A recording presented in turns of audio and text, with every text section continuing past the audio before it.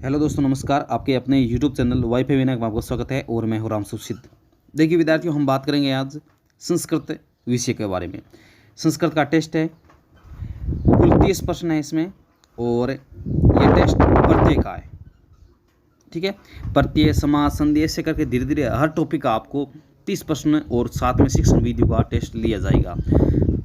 अब कुल 30 प्रश्न है। 30 प्रश्न में से आपके कितने आते हैं आप कमेंट बॉक्स में ज़रूर बताएं। तो चलिए शुरू करते हैं। पहला प्रश्न है, संस्कृत शिक्षणे अन्वस्य भेदे वर्धते। ऑप्शन है खंडान्वय, दंडान्वय, शब्दान्वय और चौथा है एक और दो। ठीक है, तो देखिए संस्कृत शिक्षण में अन्वस्य भेदे है वो है खंडान्वय और दंडान्वय। ठीक है, तो ऑप्शन आपका 4 नंबर इसका सही है। अगला आता है दूसरा प्रश्न, कस्मिन् पद्य शिक्षण विधियो पाठ्य विषय मादरीकृत्य प्रश्ना भवन्ति।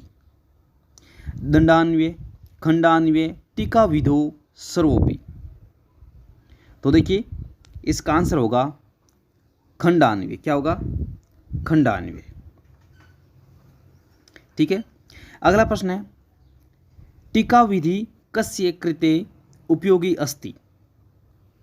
ऑप्शन है प्राथमिक स्तर से कृते, माध्यमिक स्तर से कृते, उच्च स्तर से कृते, कोऽपि न। तो देखिए तीसरे प्रश्न का आंसर होगा, देखिए मैं थोड़ा सा आपको समय देता हूँ, उसके बाद में आप सोचिएगा, उसके बाद में मैं बता देता हूँ। तो देखिए तीसरे का आंसर होगा उच्च स्तर से कृते।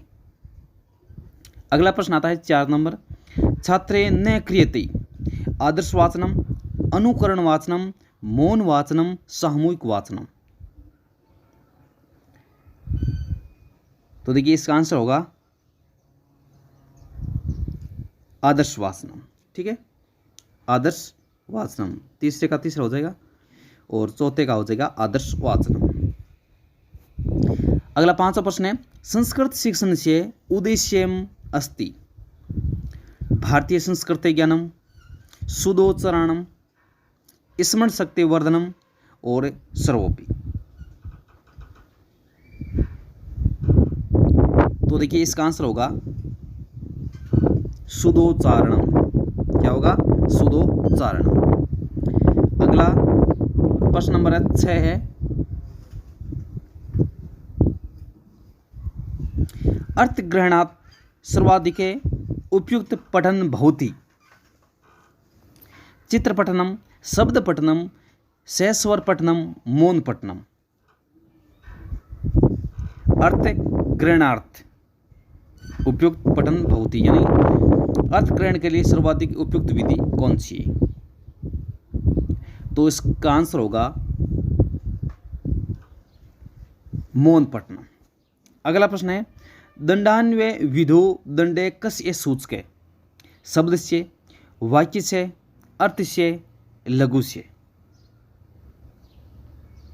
तो देखिए इसका आंसर होगा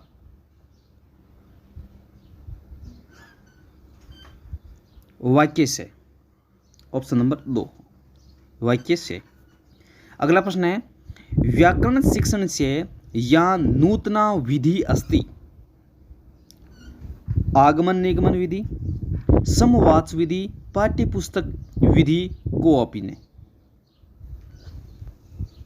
व्याकरण शिक्षण से या नूतना विधि अस्ति। तो देखिए इसका आंसर होगा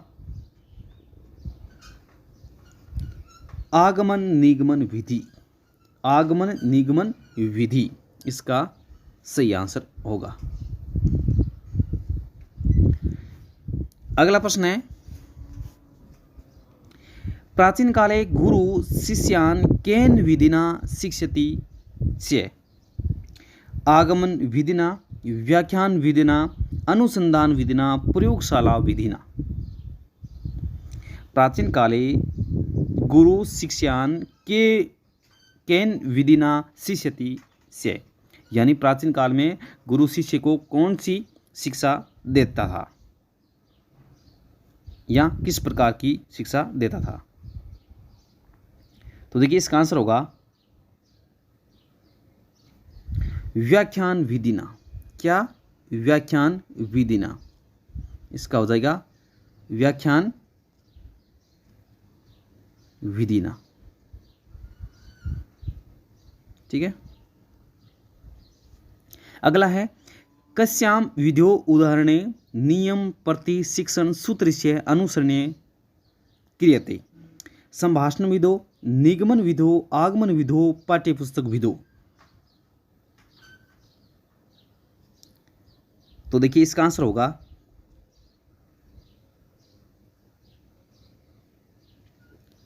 आगमन विधो। आगमन विधो। अगला प्रश्न है व्याकरण शिक्षण विधिषु एस विधि ने परिणीयते? अभिनय विधि, आगमन विधि, निगमन विधि, प्रत्यक्ष विधि। व्याकरण शिक्षण विधिषु एस विधि ने परिणीयते। तो देखिए इसका आंसर हो जाएगा अभिनय विधि। अभिनय विधि। देखिए ये आगमन, निगमन, प्रत्यक्ष, अभिनय, ये कुछ मुख्य मुख्य विधियां हैं, तो इनको थोड़ा सा आप देख लेना। और मैं दिन एक अच्छा सा वीडियो लेके आऊँगा, तो इसमें आपको बता देंगे कि कौन कौन सी विधि में क्या क्या आता है। ठीक से, उदाहरण से स्थूल की ओर, ज्ञात, अज्ञात, बहुत सारे ऐसे एग्जाम्पल है इसमें अलग अलग प्रकार की। तो एक दिन वो लेके आएंगे, वो बता देंगे आपको। अगला प्रश्न है आचार्य भरतानुसारम नाटकम शिक्षणस्य प्रमुखोद्देश्यमस्ति? विनोद जनम, हितोपदेश जनम, विश्राज जनम, एत्रानि सर्वाणि। तो देखिए इसका आंसर होगा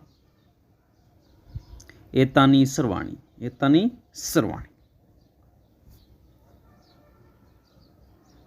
अगला प्रश्न है प्रस्तावना, विषयोपस्थान, तुलना, सामान्यीकरण प्रयोग से ऐसा पंचपदी केन प्रस्तुत है? तो ऑप्शन है वीपी बोकिलेन, हर्बर्टियन, वार्ट्रेन, कोपिन है। तो देखिए इसका आंसर होगा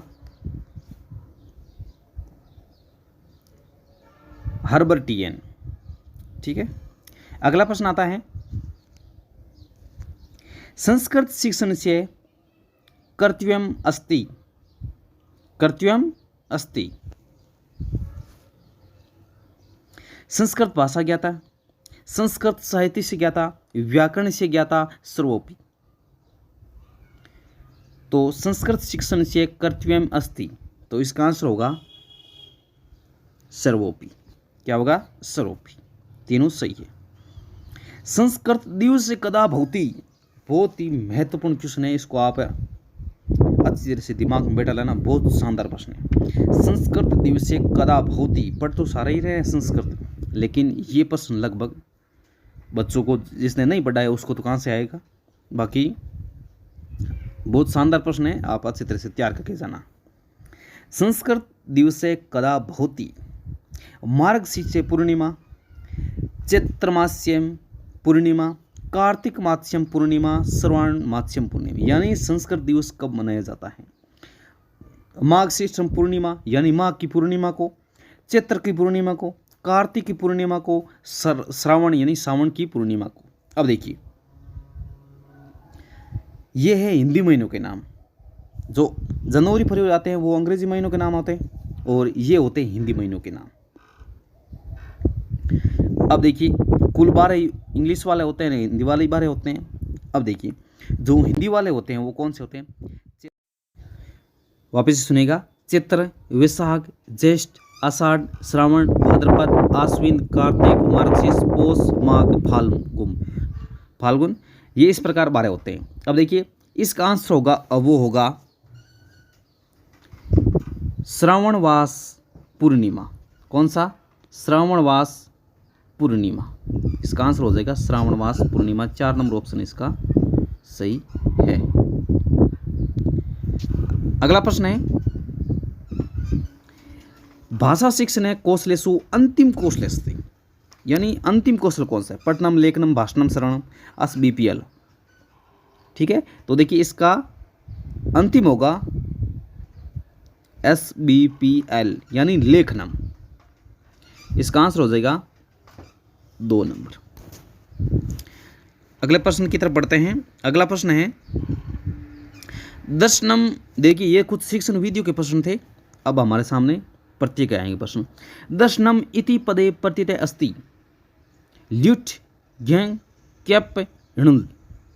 तो देखिए दर्शनम शब्द में कौन सा प्रत्यय आपको बताना है।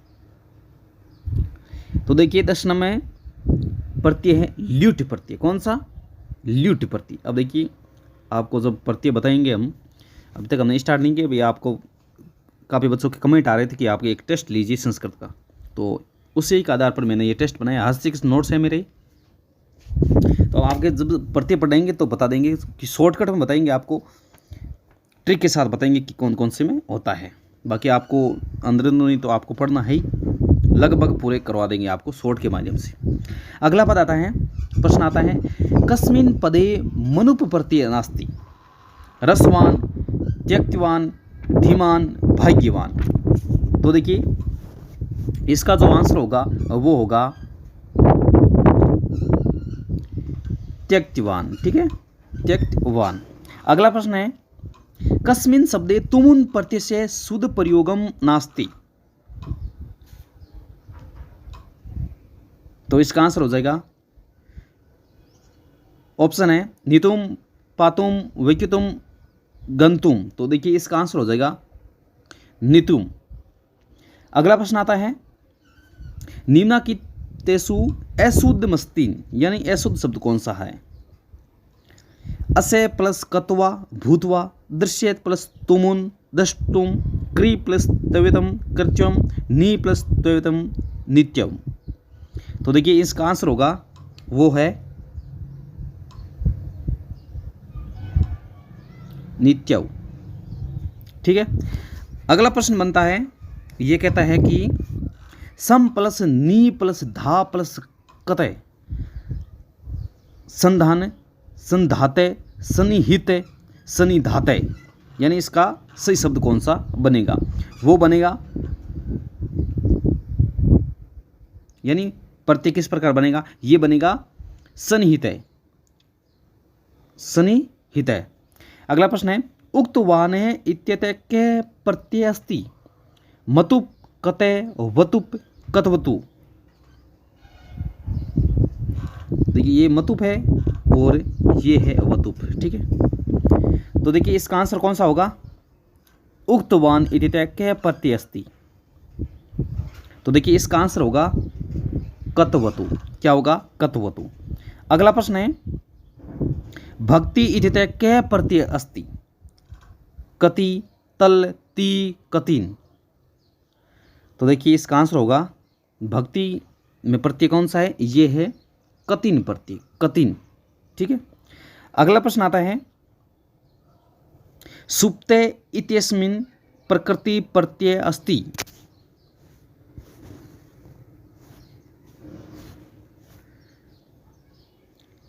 ऑप्शन है सुपे प्लस कतय, सोपे प्लस कतय, सुपे प्लस ज्ञ, सोपे प्लस ज्ञ।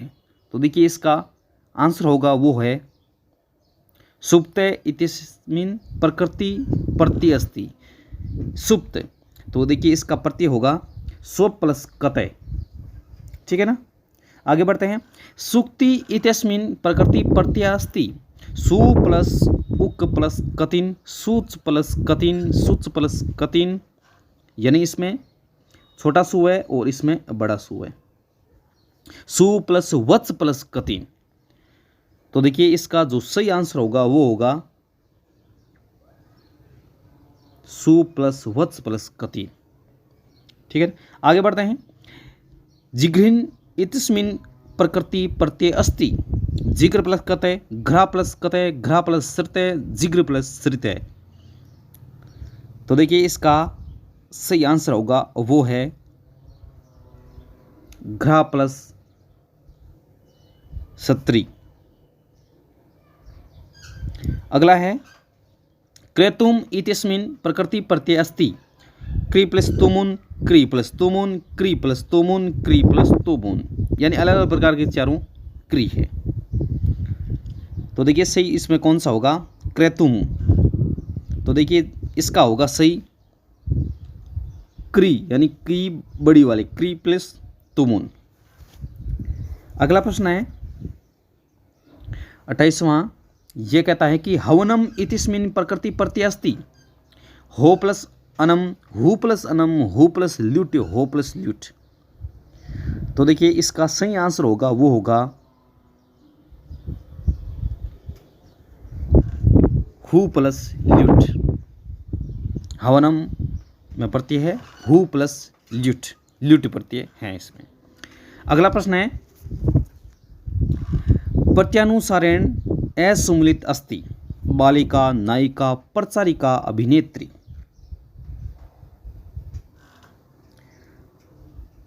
इसका आंसर होगा वो है अभिनेत्री। अगला प्रश्न है आज का लास्ट प्रश्न है प्रत्यानुसारेण असुमलित अस्ति जेतव्य पठितवान औद्योगिक पठित है। तो देखिए इसका आंसर होगा वो होगा असुमलित, बताना है आपको, तो औद्योगिक है वो असम्मिलित हैं। तो दोस्तों ये थे इस प्रकार के कुछ 30 प्रश्न, उसमें साथ में शिक्षण विद्या थी और प्रत्यय का ये टेस्ट था। तो दोस्तों देखिए कुछ बोलने में थोड़ा सा ऊपर नीचे हो जाता है तो एडजस्टमेंट कर लिया जाए, क्योंकि संस्कृत है ये सब्जेक्ट बहुत ही कम लोगों के ये पढ़ा हुआ है। जिसके सब्जेक्ट है वो तो बात अलग है, बाकी क्योंकि 10th के बाद में पढ़ने की ज़रूरत नहीं पड़ती है। टीचर लाइन में सिर्फ आप रीट की तैयारी कर रहे हैं तो आपको पढ़ना पड़ता है 2nd ग्रेड में, और 1st ग्रेड में जिसके सब्जेक्ट नहीं है उनको नहीं पढ़ना पड़ता है। तो ये थोड़ा सा नहीं आता है तो इसमें जो शब्द ऊपर नीचे होते हैं उनको आप एडजस्टमेंट कर लेना। तो देखिए आपको ये टेस्ट कैसा लगा और आगे टेस्ट किसका बनाना चाहिए वो भी आप कमेंट में सुन लेना। और प्रत्यय समास संधि तो ये आपको धीरे धीरे करा देंगे संस्कृत में। तो ये था आज का टेस्ट दोस्तों, मिलते हैं फिर अगले वीडियो में। नमस्कार, जय हिंद, धन्यवाद।